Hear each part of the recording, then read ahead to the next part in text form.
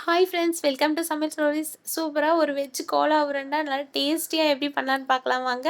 நான் இதுக்கு 2 வாழைக்காய் எடுத்திருக்கேன். இதை 2 சைடையும் கட் பண்ணிவிட்டு இந்த மாதிரி எடுத்தாச்சு.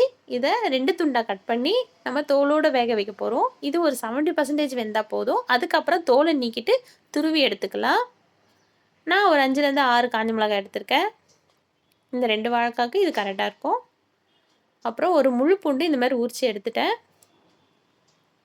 அடுத்து 1 ஸ்பூன் சோம்பு, ஒரு 1/4 ஸ்பூன் மஞ்சத்தூள், ஒரு 2 நார்மல் சைஸ் வெங்காயத்தை கட் பண்ணி எடுத்திருக்கேன். ஒரு கொத்து கருவேப்பிலையும் எடுத்திருக்கேன்.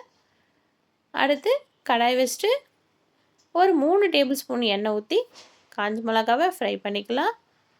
இது கொஞ்சம் ஃப்ரை ஆகட்டும்னு சொல்லிவிட்டு 1 ஸ்பூன் எடுத்து வச்ச சோம்பை சேர்த்துடலாம். இதில் இந்த சோம்பு கொஞ்சம் ஃப்ரை ஆகட்டும்னு சொல்லிவிட்டு கொஞ்சம் பொரியட்டும். அது பொரிஞ்சோடனே பூண்டையும் சேர்த்துடலாம்.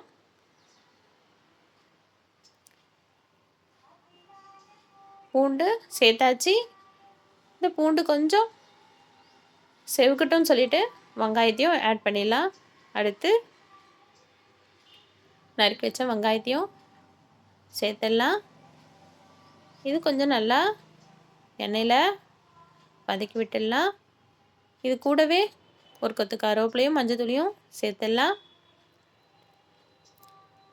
இது எல்லாமே நல்லா சாஃப்டாக பச்சை வாடை போக நல்லா வதங்கி வரட்டும்னு சொல்லிட்டு லாஸ்ட்டாக நான் ஒரு நார்மல் சைஸ் தேங்காவை ஒரு அரை முடி துருவி எடுத்திருக்கேன். அதை சேர்க்க போகிறேன். உங்களுக்கு பெரிய தேங்காய் வந்தால் ஒரு 1/4 முடி சேர்த்துக்கோங்க. நல்லா வதங்கிருச்சு. இப்போ தேங்காவை ஆட் பண்ணிக்கலாம். இதை ஒரு 2 நிமிஷம் இப்படி வதக்கி விட்டுட்டு ஸ்டவ் ஆஃப் பண்ணிவிட்டு நம்ம மிக்ஸி ஜாரில் ஒரு கொரகொரப்பாக அரைச்சி எடுத்துகிட்டு வந்துடலாம். இதை இப்போது வாழைக்காவை துருவி எடுத்தாச்சு. அதை ஒரு பாத்திரத்தில் சேர்த்துக்கிறேன். நம்ம அரைச்ச மசாலாவை இதில் சேர்க்க போகிறோம். இந்த அளவுக்கு மசாலா கொரகொரப்பாக அரைச்சி எடுத்தாச்சு. பாருங்கள், இது எல்லாமே இதில் ஆட் பண்ணிக்கலாம். இந்த மசாலாவோட வாசனை இன்னும் சூப்பராக இருக்குது. ஒரு 2 டேபிள் ஸ்பூன் அளவுக்கு கடல மாவு சேர்த்துருக்கேன். தேவையான அளவுக்கு உப்பு சேர்த்துக்கலாம். கடல மாவு நம்மளுக்கு கோட்டிங்காக தான். நம்ம உருண்டை பிடிக்கும் போது அது உடையாமல் இருக்கும். ஃப்ரை பண்ணும்போதும் உடையாது. உங்களுக்கு கொஞ்சம் ஈரம் இருந்தாலும் ஃபுல்லாகவே அது எடுத்துக்கும். அவ்வளோதான், இது எல்லாமே ரெடி பண்ணியாச்சு. இப்போ இதை ஒரு தட்டில் உருண்டை பண்ணி எடுத்து வச்சிடலாம்.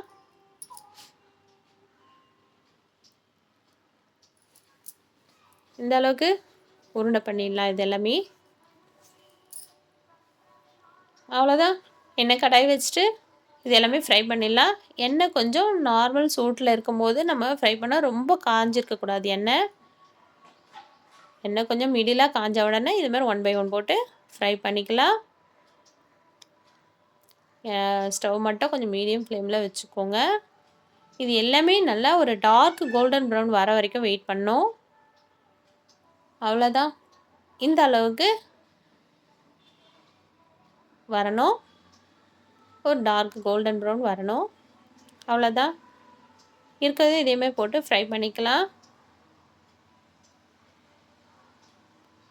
எல்லாம் இது மாதிரி திருப்பி விட்டு எல்லாமே ஃப்ரை பண்ணி எடுத்தாச்சு. அருமையாக ஒரு கோலா உருண்டை ரெடி ஆகிடுச்சு நம்மளுக்கு. இது வீட்டில் இருக்க இன்க்ரீடியன்ஸை வச்சே அருமையாக செஞ்சாச்சு. இது ஈவினிங் ஸ்நாக்ஸுக்கு சூப்பராக இருக்கும். நல்லா சுட சுட ஒரு வெஜ் கோலா உருண்டை வாழைக்காய் வச்சு பண்ணியிருக்கோம். இது டேஸ்ட்டு சூப்பராக இருக்கும். மேலே கிறிஸ்பியாகவும் உள்ளே நல்லா அந்த மசாலாவோட காரம் எல்லாம் டேஸ்ட்டு சூப்பராக இருக்கும். கண்டிப்பாக ட்ரை பண்ணுங்கள். உங்களுக்கு இந்த வீடியோ பிடிச்சிருந்தா நம்ம சேனலை சப்ஸ்கிரைப் பண்ணுங்கள், லைக் பண்ணுங்கள், உங்கள் ஃப்ரெண்ட்ஸுங்களுக்கு ஷேர் பண்ணுங்கள். தேங்க்யூ ஃபார் வாட்சிங்.